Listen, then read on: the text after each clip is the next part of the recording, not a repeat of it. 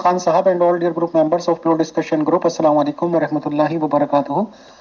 Sir सर्दी में हम स्पेशली एक तो तुलसी, आप जानते होंगे तुलसी का पेड़ होता है और ख़ास तौर से हिंदू कम्युनिटी के लोग इसको तो बहुत ही मुबारक समझ के अपने घरों में ज़रूर एक गमला रखते हैं।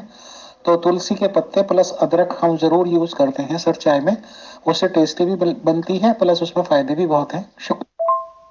मोहतरम जाहिद खान साहब and all dear group members of Pure Discussion Group, and yes, of course, dear ma'am, we welcome you all. Shukriya. Good afternoon, Mr. Amir Faisal. Yes, I am ready. Whenever you're ready, let me know. Thank you. अल्लाह ताला के पाक नाम से शुरू करती हूँ। सब पर सलामती हो।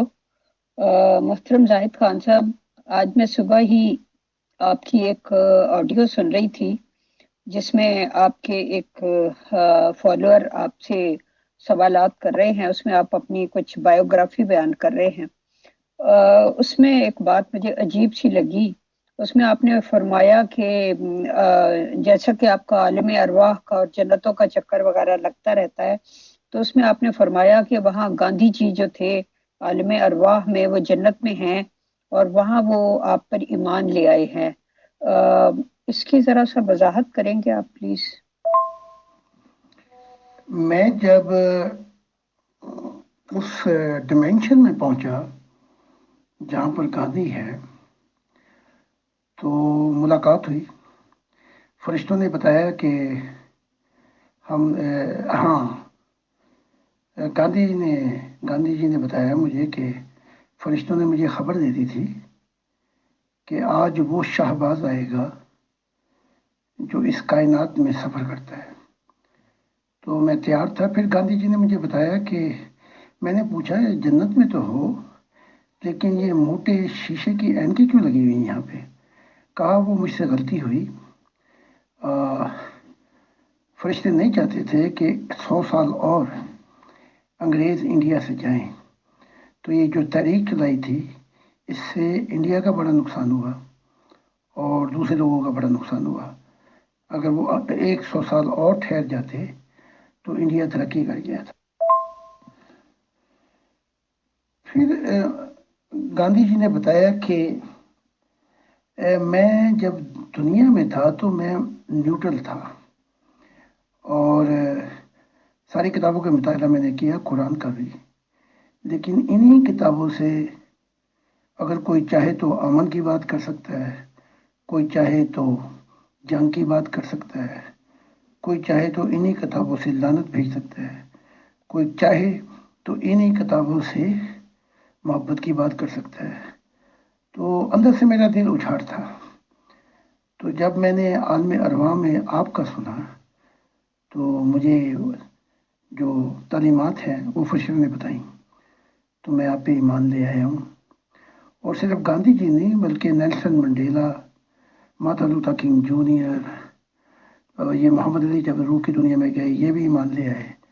1517 रिफॉर्मेशन, मार्टिन लूथर। तो बहुत सी इम्पोर्टेंट शख्सियत हैं नेल्सन मंडेला के साथ जो रूह की दुनिया में पहुंचते ही सारे, जो इंसानियत की दुनिया में पहुंचे, इंसानियत की जन्नतों में, वो ईमान ले आए।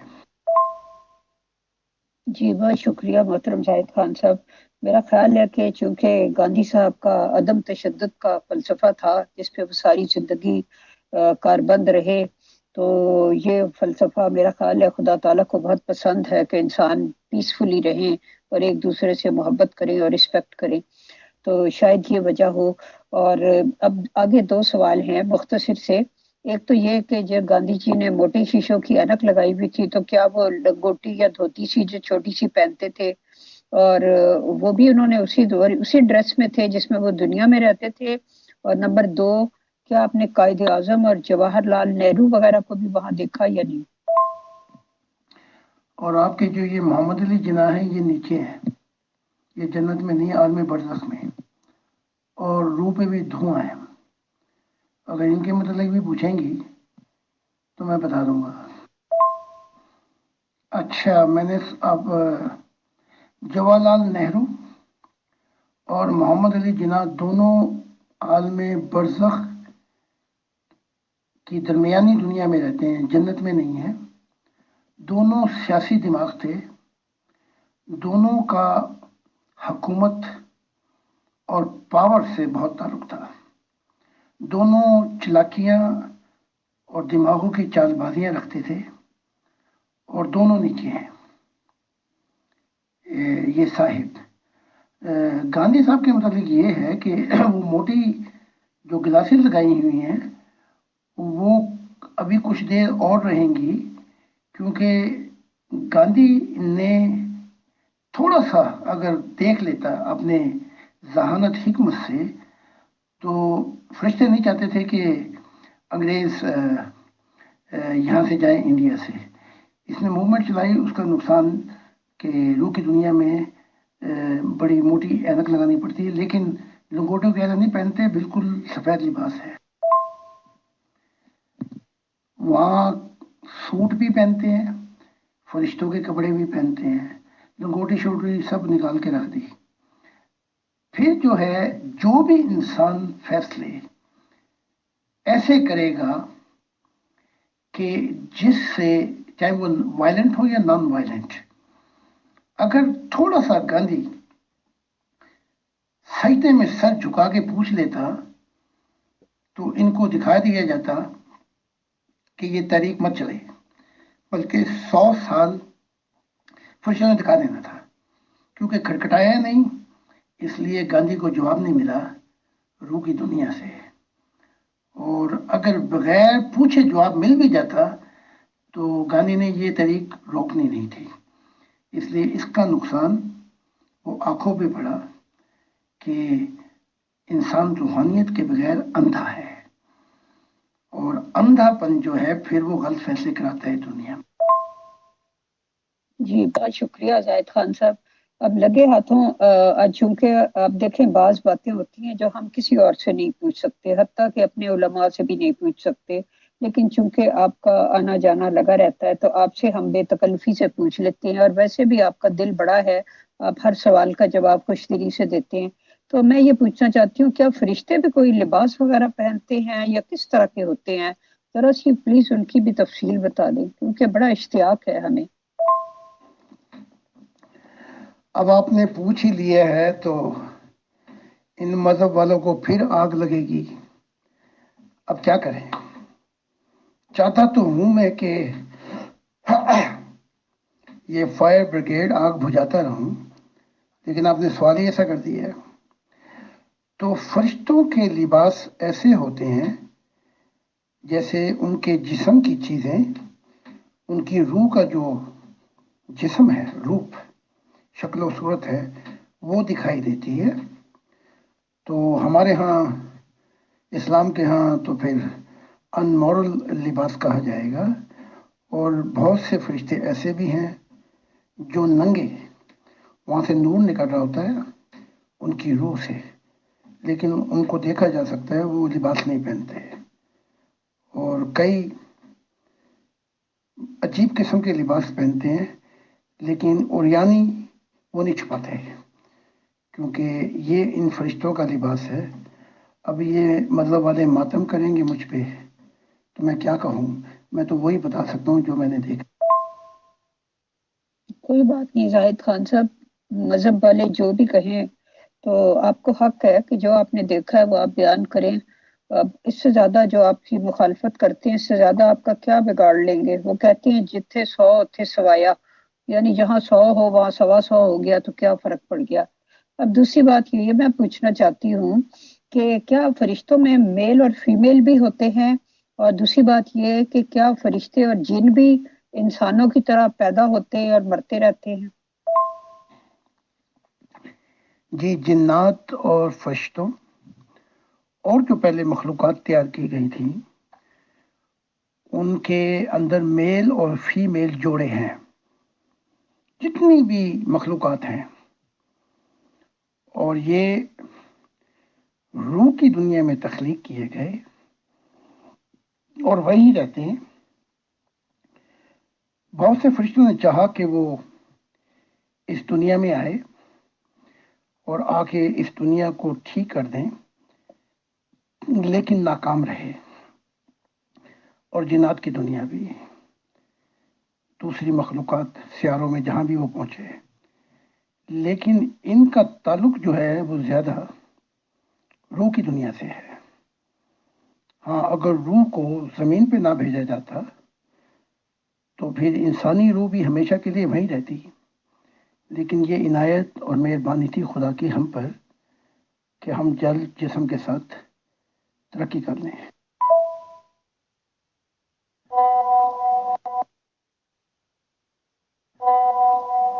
بہت سی عجیب مخلوقات ہیں فرشتوں میں، جنوں میں اور اعلیٰ مخلوقات میں، جن کے بعض اوقات 12 چہرے ہیں، ایک ہی جسم ہے روح کا۔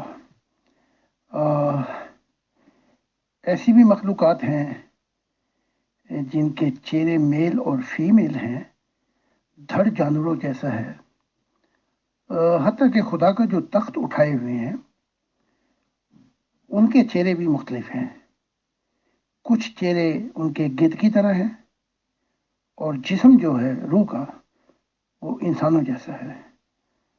اور عجیب عجیب مخلوقات ہیں جن کو دیکھنے کا اتفاق ملتا ہے روح کی دنیا میں، اور انسان کی حیرانگی باقی رہتی ہے یا قائم رہتی ہے ہمیشہ کے لیے جو وہ آگے سفر کرتا ہے۔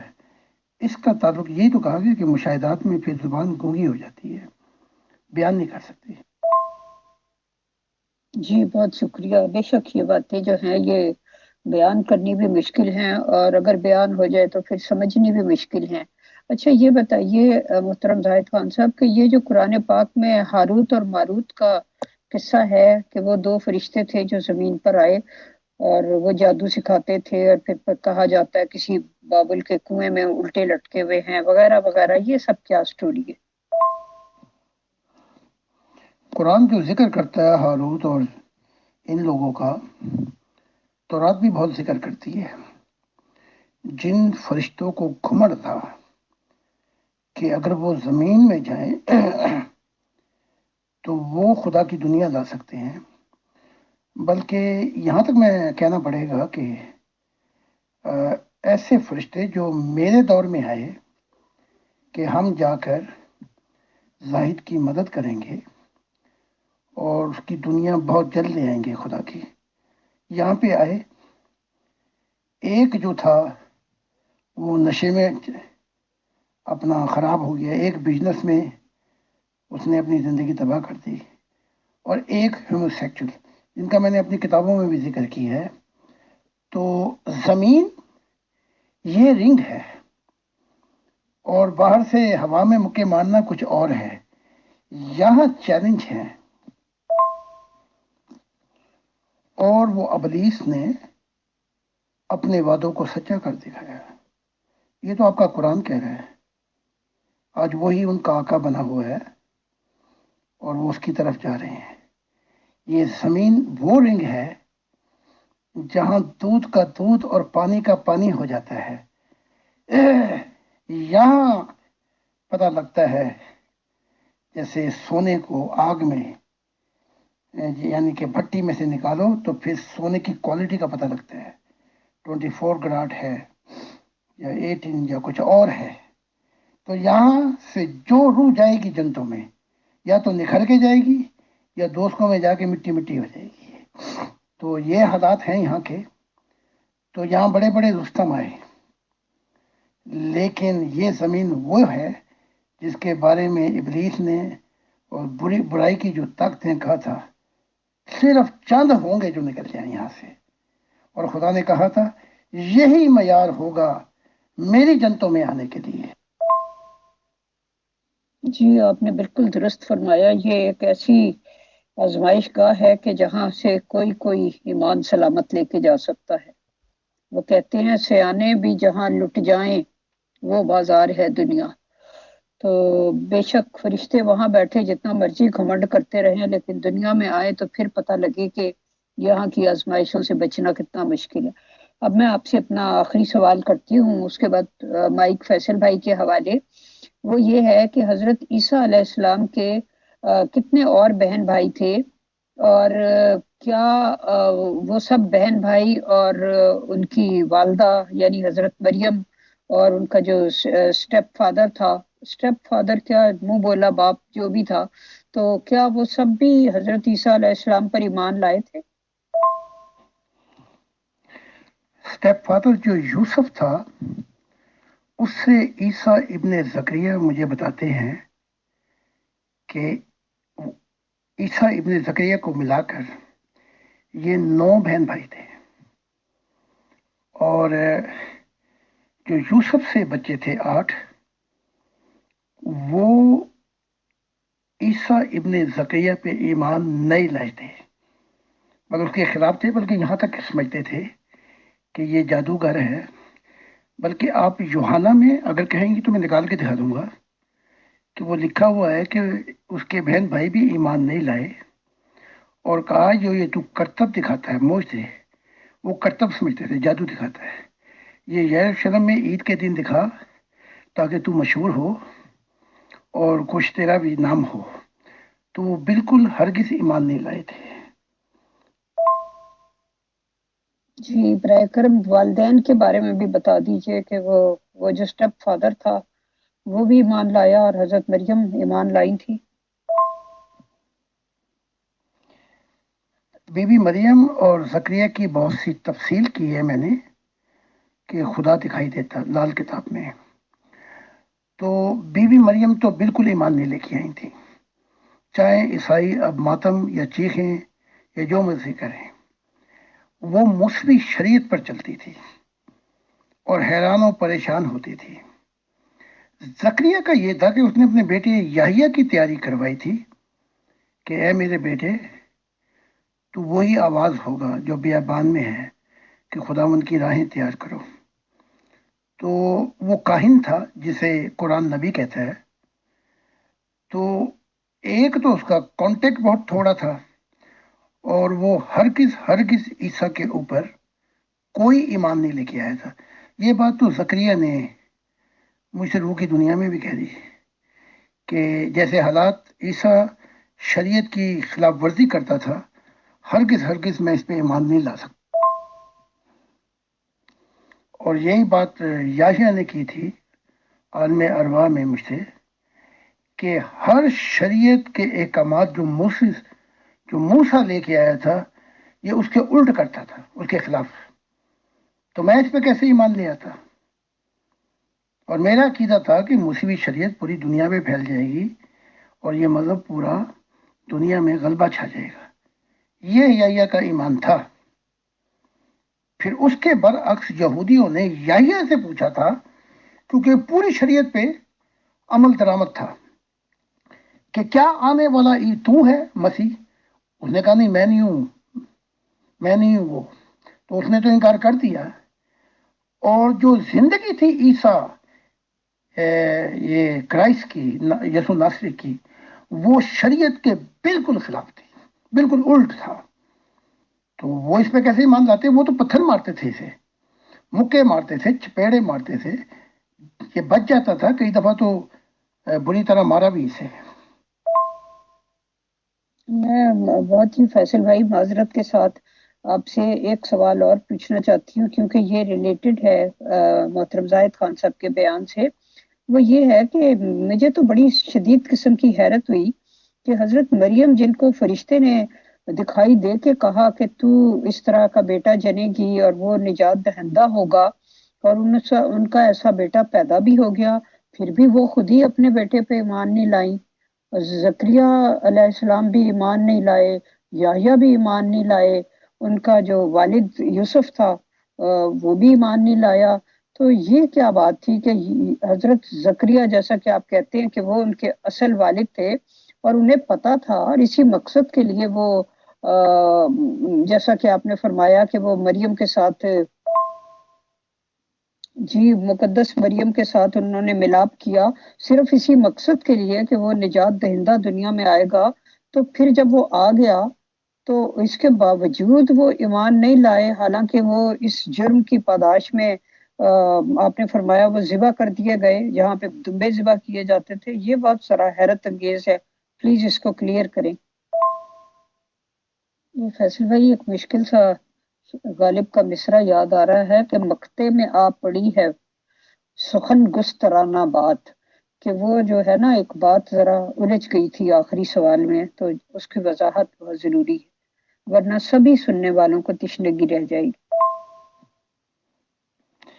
اس کی تفصیلات بھی میں نے کتاب میں بہت کی ہیں۔ خواب ایک اور چیز ہے، الہام بھی ایک اور چیز ہے، وحی بھی ایک اور چیز ہے۔ اس کے باوجود اکثر انبیاء اس کے وحی اور الہام کے سننے کے باوجود انہوں نے وہ کام نہیں کیے۔ اسے کہتے ہیں نبی بھی بشر ہے۔ جب خدا نے کہا روم جا تو وہ کشمیر چلا گیا، یسوع ناصری۔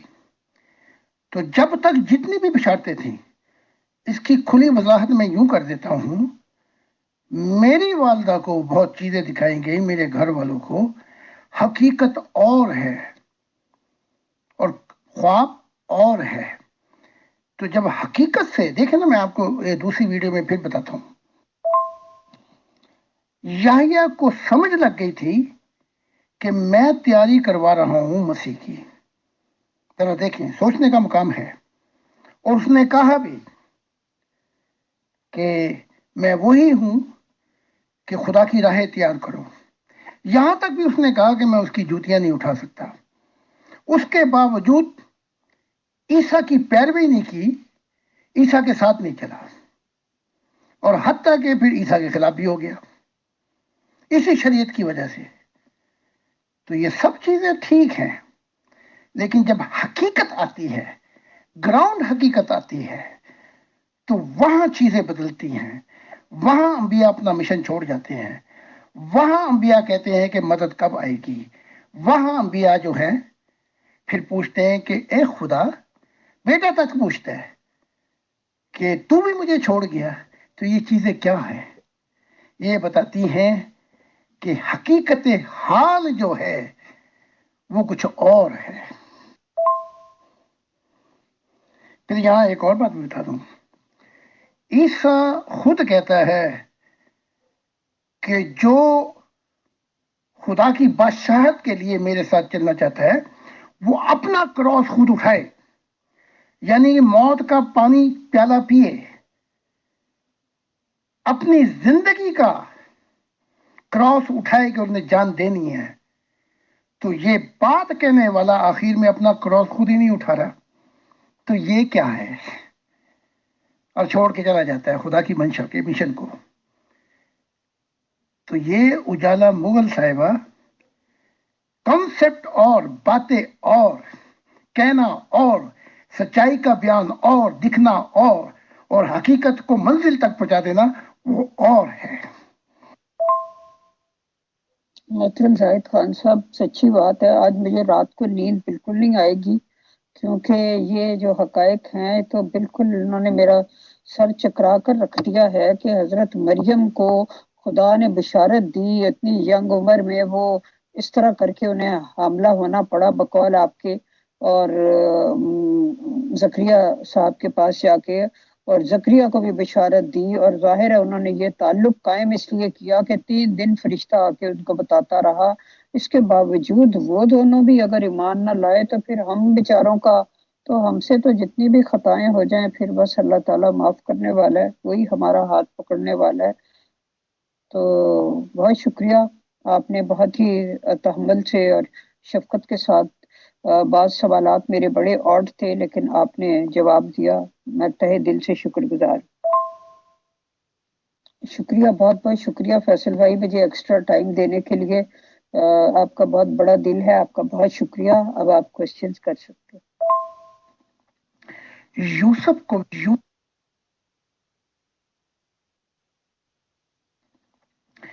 یوسف کو بھی فرشتوں نے دکھا دیا تھا، لیکن یوسف آخری دم تک اپنے دل میں شک کرتا رہا۔ وہ شک کیا تھا؟ کہ یہ بات میں کالا کالا ہے، لیکن ڈر سے اس نے بات نہیں کی، ایمان وہ بھی نہیں لے کے آیا۔ اور پھر یہی نہیں، جب یہ مصر کی طرف گئے ہیں، یہ بھاگے ہیں، تو ادھر وہ جو ہیرو داس تھا اس نے تلاش شروع کی تھی، اس کی تفصیلات میں نے لکھی ہیں. وہ چاہتا کچھ اور تھا، لیکن جب یہ بھاگ گئے، وہ جو 3 وائس مین تھے وہ بھی دوسری طرف نکل کے چلے گئے، ایران کی طرف، فارس کی طرف. یہ بڑی کمپلیکیٹڈ داستانیں ہیں. اگر آپ کہیں گی تو پھر میں مریم کا اور ہار کھولوں گا، بی بی مریم کا، زکریا کا بھی اور ہار کھولوں گا، پھر آپ کو 1 مہینے بھی نیند نہیں آئے گی. ان سب کو بھی چھوڑ دیں آپ، بی بی مریم اور زکریا کو. عیسیٰ ابن زکریا کے بارے میں کیا خیال ہے؟ اسے تو پتا تھا کہ وہ مسیح ہے، اسے تو پتا تھا کہ اس نے آسمانی باتیں کھولنی ہیں، اسے تو پتا تھا کہ خدا کی بادشاہت کا زمانہ ہے، تو اسے کیا ہو گیا؟ اور اگر آپ کہیں گی تو پھر بی بی مریم کی باتیں میں نے اور کافی کھول دی ہیں کتاب میں، اور یوس اور وہ زکریا کی بارے میں میں اور روشنی ڈال دوں گا. لیکن ان سے مذہب والوں کے دل خون کے ٹپکے روئیں گے، ٹپکے نکلیں گے خون کے، کیونکہ انہیں برداشت نہیں. جنہیں یہ خدا بنا بیٹھے ہیں وہ بھی حقیقی زندگی میں انہوں نے غلط فیصلے کیے. یہ بڑی عجیب داستان ہے. ایک بات بتا دیتا ہوں، عیسیٰ ابن زکریا نے کہا، ان کی رشتہ داری تھی آپس میں، کہ اے ماں مریم تو جا اور جو زکریا کی بیٹی ہے اس سے میرا رشتہ کر، کیونکہ خدا نے یہ آسمانوں پہ کہا ہے. بی بی مریم نے کہا میں نہیں کروں گی یہ کام، کیونکہ وہ تیری بہن لگتی ہے، باپ ایک ہے اور بیویاں 2 ہیں. اور بہت سی باتیں ہیں، اگر میں نکال کے سامنے رکھوں گا تو پھر دیکھیں.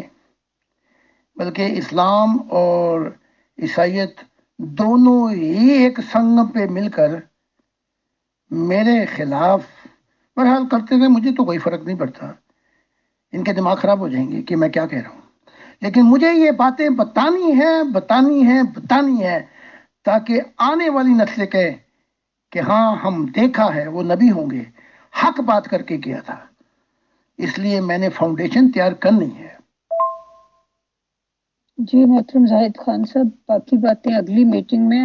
ابھی تو سچی بات ہے، میں نے کہا اگلی میٹنگ تک ہم بھی ذرا ہوش میں آ لیں اور اللہ تعالیٰ سے دعا کریں کہ وہی ہمارا ہاتھ پکڑے. بہت مشکل مرحلے ہوتے ہیں یہ، بے شک. فیصل بھائی میں بالکل سچ کہہ رہی ہوں، خدا کی قسم میں تو شوق کی حالت میں ہوں. یعنی کہ بس میں شوق کی حالت میں ہوں، اب کیا واضح کروں. جو خدا نے مجھ سے لکھوایا ہے آسمانی باتیں، اسے پڑھ کر یا ہوش میں آ جائیں گے، شراب طہورہ ہوش میں لے آئے گی، یا انہیں پاگل کر دے گی، یا یہ نفرت کے اندر دیوانے ہو جائیں گے. ہوگا کچھ، اب بیچ کا معاملہ نہیں رہے گا، یا تو شیطانی ہو جائیں گے یا رحمانی ہو جائیں گے، خدا کے ہو جائیں گے. لیکن میں نے تو کئی دفعہ اپنی زندگی دے دی تھی. میں حیران اس لیے ہوں کہ میں ابھی تک زندہ کیسے ہوں، لیکن جب تک ہوں میں تو ہر چیز سامنے رکھ کر جاؤں گا تاکہ انسانیت یہ نہ کہہ سکے کہ ہماری وجہ سے خدا کا دل آیا تھا اور اس نے ہمیں ٹھوکر لگائی اور ہم پہ باتیں نہیں کھولی.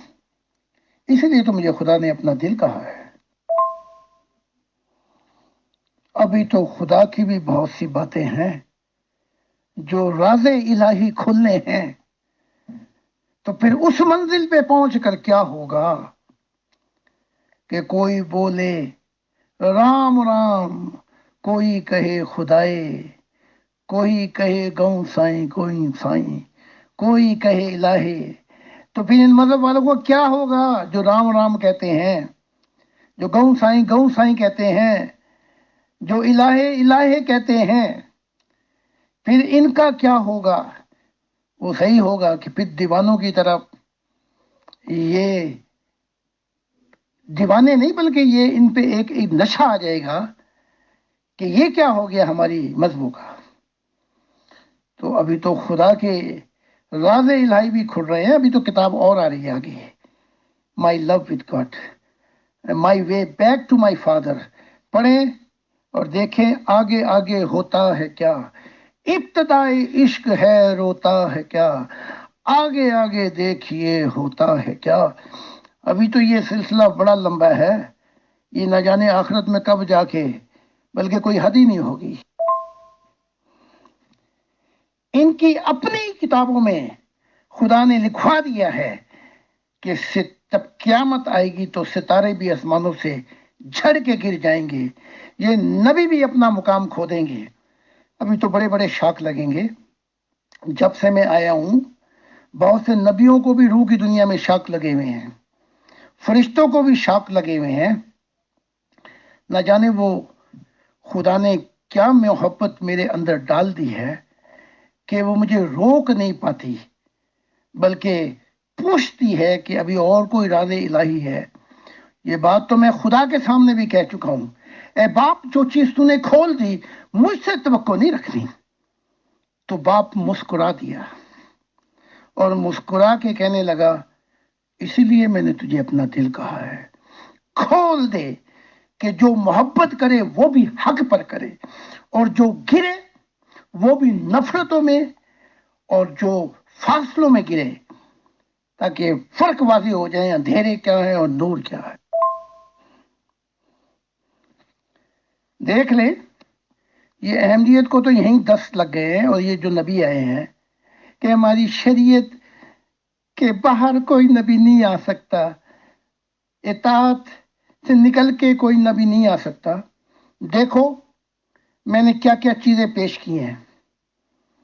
یہ احمدیت بھی اب اس کو بھی جیسے وہ دیوار نہیں آ جاتی برلن کی، یہ سر ماریں گے وہاں پر، ان کو پتہ لگ جائے گا۔ اور آنے والی ان کی نسلیں میں نے دیکھ لیا ہے وہ سب خدا کی مددگار تھی۔ ان کی صفیں اسی لیے لپیٹ دی گئی ہیں، اسے ہی قیامت کہتے ہیں۔ قیامت سے مراد نئی ابتدا، نیا سورج طلوع ہوگا، اور قیامت سے مراد برائی کی دنیا ختم، اندھیروں کی دنیا ختم، اور نور کی دنیا شروع ہو جائے گی۔ شکریہ میم۔ محترم زاہد خان صاحب، ہماری بات چیت شروع ہوئی تھی ابراہیم علیہ السلام سے، اور یہ بات کلیئر ہو گئی تھی آپ سے بات چیت کر کے کہ جس آدمی نے ایک بیوی کے ہوتے ہوئے دوسری شادی بھی کی، چلیے کوئی بات نہیں، بٹ ایک بیوی اور ایک بچے کو چھوٹی سی قسم پرسی کی حالت میں الگ چھوڑ دیا جنگل صحرا میں، اور جو بھی باتیں ہوئی تھی بہرحال یہ پروف ہو گیا تھا کہ ایک اچھا آدمی بھی ثابت نہیں کیا جا سکتا ان لوگوں کو جیسے ہم لوگوں کے پریوار ہوتے ہیں کہ نبوت کو مانتے ہی نہیں ہیں۔ اس کے بعد ہلکا سا ذکر چلا تھا داؤد جی کا، اور داؤد جی کی ریکارڈنگ آپ نے اس وقت صرف اتنی بات بتائی تھی کہ کوئی لیڈی نہا رہی تھی اور انہوں نے دیکھ لیا تھا اور اس کو بلا کر اس سے زنا کیا تھا اور پریگننٹ کر دیا تھا۔ تو ایک بات یہ بتائیے کہ جب یہ واقعہ ہوا ہے اس لیڈی کے ساتھ تو داؤد جی کے پاس کیا نبوت کا اسٹیٹس آ گیا تھا یا نبی جب تک نہیں بنے تھے؟ یہ بتا دیجئے۔ اور ایک دو ان کی کوئی میجر کمیاں ہیں یا کچھ کیا کہنا چاہتے ہیں، کم سے کم داؤد جی کا ٹاپک تو ہو جائے سر تاکہ آگے چلیں۔ شکریہ۔ داؤد کو نبی کا سٹیٹس دینے والے محمد ہیں قرآن کے اندر، بلکہ داؤد کے پاس نبی آتے تھے اور وہ خدا کا پیغام دیتے تھے، تو یہ داؤد کب سے نبی بن گیا؟ اسی طرح سلیمان جو تھا وہ نمبر 1، 1000 شہزادیاں تھیں، ہر کام کرتا تھا داؤد، اپنے بھائیوں کو قتل کرنے والا۔ اس کو سٹیٹس دینے والا کون ہے نبی کا؟ وہ محمد ہے۔ تو پتہ نہیں کس نے داؤد کو اور سلیمان کو نبی بنا دیا، بس وہ حکمت کی باتیں کرتا تھا سلیمان۔ تو یہ ایک کام تو میں نے ابھی بتا دیا ہے، اور وہ جو داؤد کا بیٹا تھا پھر اس نے وہ दाऊद की बीवियों के साथ सोया, अपनी माओं के साथ। ये तो और भी तफसीलात हैं। तो ये सारे ही नबी बना दिए। तो ये स्टेटस देने वाला कौन है? खुदा तो नहीं है, मोहम्मद दे रहे हैं ये स्टेटस। वो हाजरा तो वो सारा तो छोड़ के चली गई थी उस वाक़ये से कि मेरे बेटे इसहाक को कुर्बानी का दुमा बनाने लगा था। ये तो फिर वो जब मरी है तो जनाजे में गया ये इब्राहिम, और फिर कतूरा ने क्या किया इब्राहिम के साथ, ये भी बड़ी लंबी दास्तां है। इस दास्तां को सुनेंगे तो आप भी फिर अपना, आपका भी दिमाग खराब हो जाएगा, फिर आप भी मातम करेंगे। ये क्या, ये तो और बात जाहिर साहब ने और अपना दिमाग को खराब कर दिया है। तो इसीलिए बशर को बशर ही समझो।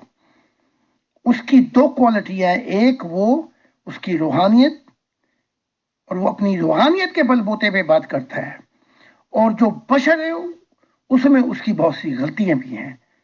लेकिन अगर तुम उसको मजहब के मुताबिक परफेक्ट इमेज दोगे तो ठोकर खा जाओगे। क्या मोहम्मद रसूल जब जैद बिन हारसा नहीं होता था तो अपने बेटे की बीवी से मिलने जाते थे? अब ये मैं बात कर रहा हूं, अब ये फिर उठाएंगे पिस्तौले, मिलने जाते थे, बातें करते थे। अब ये मैं वो बात कर रहा हूं, ना कुरान में ना हदीस में इश्क की बातें होती थी।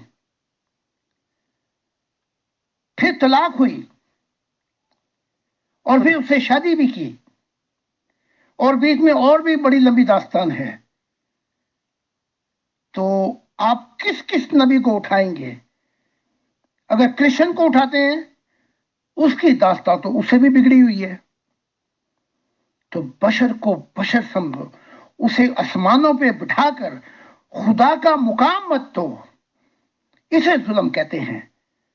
अगर ये काम से बाज आ जाओ, खुदा को खुदा की सिला दो, तो ये दुनिया अच्छी दुनिया में बदल जाएगी। मातम का भी अजीब हाल है, खुद ही मरवाने वाले और फिर खुद ही मातम करने वाले। अजीब सी हालत है। ये क्या हालत है कि खुद ही चिराग से आग लगाने वाले घर को खुद ही तमाशाई बनने वाले ये लोग। दिल के फपोले जल उठे सीने के दाग से, इस घर को आग लग गई घर के चिराग से। आओ खुदा की तरफ आओ, ताकि तुम अंधेरों से नूर की तरफ आ जाओ। आओ ताकि तुम्हें मंजिलें मिल जाएं। आ जाओ ताकि खुदा की बादशाहत शुरू हो जाए। इन फसूड़ों में मत पड़ो। जब तुम्हारी आंखें खुलेंगी, अंधापन दूर होगा, तुम इनकी हालत आलम अरवाह में देखोगे तो तुम उफ उफ कर उठोगे।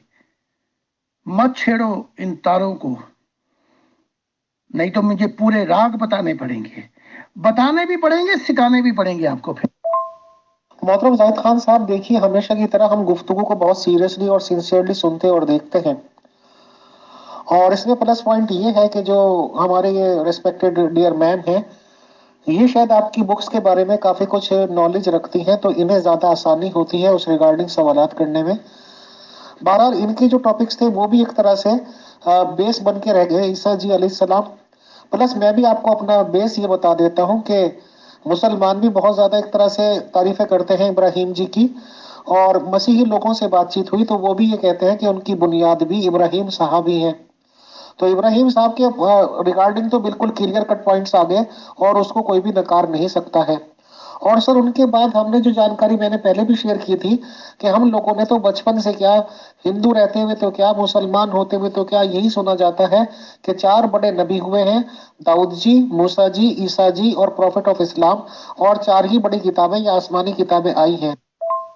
बहरहाल दाऊद जी की बात शुरू हुई थी सर, और मैम का भी सवाल एक तरह से बेसिकली ईसा जी पर थे जिसपे आपने इतने ज्यादा इंकशाफात किए हैं। तो इंशाल्लाह हम शुरुआत यही करेंगे जो चार बड़े नबी कहलाते हैं, मतलब दाऊद जी से, दाऊद जी, मूसा जी, ईसा जी और प्रॉफिट ऑफ इस्लाम, इन लोगों पे बिल्कुल वास्ट डिस्कशन करेंगे, आपसे मालूमात लेंगे, आपका पॉइंट ऑफ व्यू लेंगे सर, ताकि आपका पॉइंट ऑफ व्यू से वो बातें सामने आ जाएं जो कि बहुत कम लोगों की थी। अभी जैसे कि मैम ने एक टाइपिंग में लिखा कि मुझे मुखातिब करके कि इब्राहिम साहब की एक और बीवी थी, मुझे तो ये भी मालूम नहीं था, मैं तब तक दो ही समझ रहा था। तो इस तरह की नॉलेज हमें भी और तमाम मेंबर्स को मिलना जरूरी है सर। मैं समझता हूँ कि काफी टाइम भी हो गया, आज के लिए आपसे इजाजत ली जाए।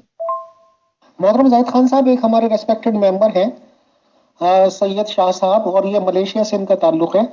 जहां तक मैं समझता हूँ कि शायद आप इनको व्हाट्सएप की दुनिया के बेस पे जानते भी होंगे।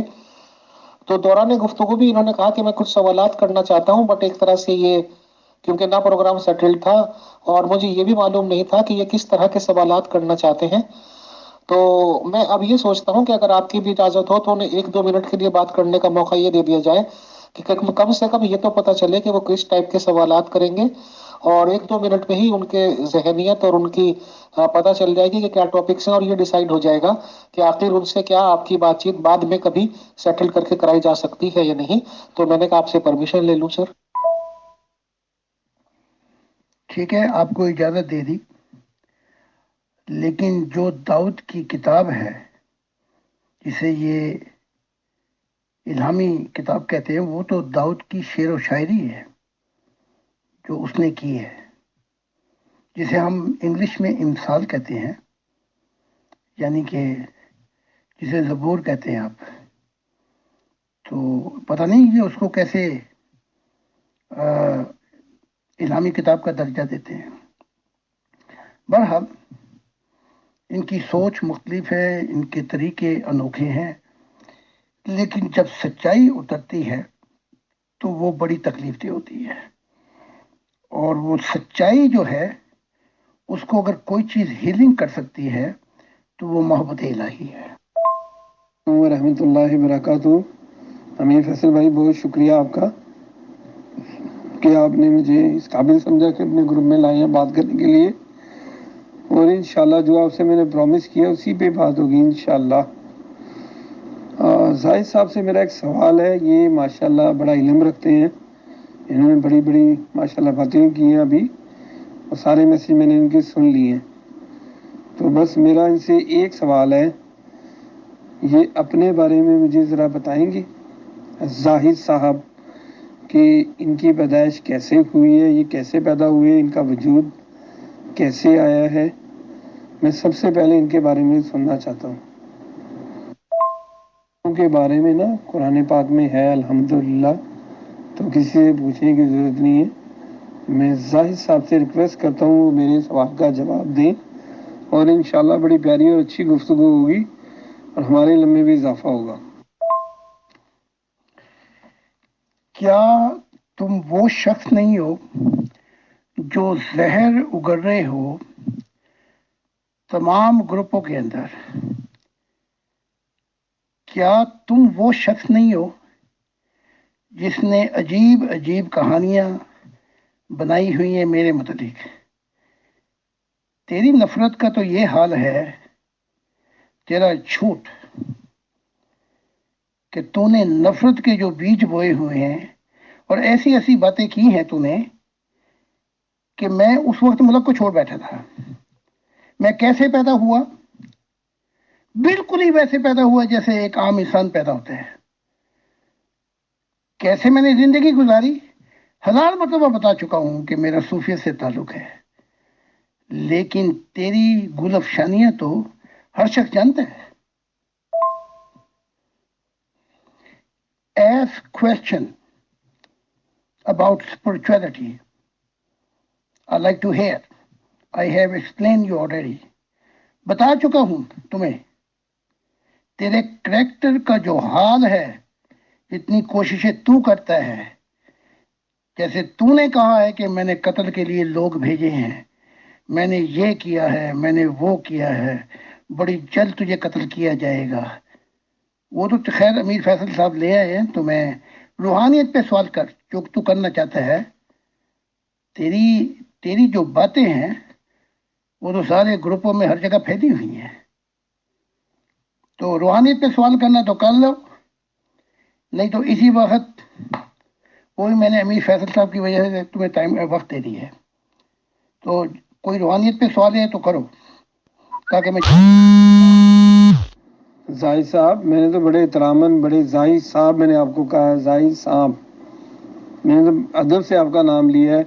اور امیر فیصل صاحب، میں اگر ان سے بات کروں گا تو پھر آپ جواب نہیں دیں گے نا. آپ نے مجھے بھی پتا سب کیسے پیدا ہوتے ہیں، اللہ کا ایک نظام ہے. میں نے تو بڑے ادب سے بات کی. اب یہ میرا سوال تھا اور ان کا جواب دیکھیں کیسا تھا میرے لیے.